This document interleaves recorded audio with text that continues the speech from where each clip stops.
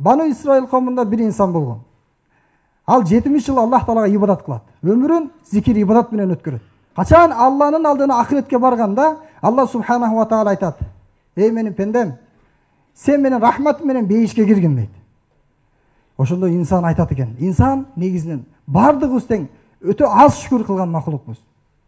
Аллах Таала инсанды тааныштырып, "Иннал инсана лаввалумун каффар." Инсан өтө көп шүгүрсүздүк кылуучу жана өтө көп зулумдук кылуучу дейт.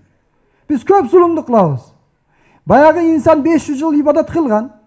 Анан Аллах Таала рахматы менен бейишке кир десе айтат экен: "Я Аллах, мен 500 жыл ибадат кылбадым, алар каяка кетет? Ошолор таразага тартылса, анан ошолор аркылуу мен бейишке кирсем, мындайча айтканда бир маңдай тери менен бейишке кирсем" деп сурайт да. Аллах Таала макул дейт. Баягы амалдарды таразага тарткан периштелерге өкүм берет. Мунун амалдарын таразага тарткыла. Анын 500 жылдык ибадаты, орозосу, зекети бүт бардыгы таразанын bir табагына коюлат.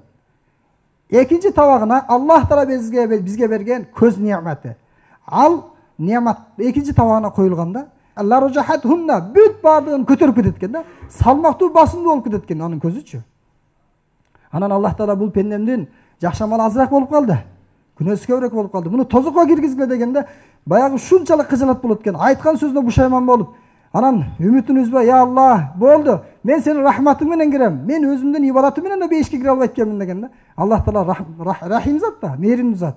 Аллах Таала ал инсанды бейишке киргенге уруксат берет.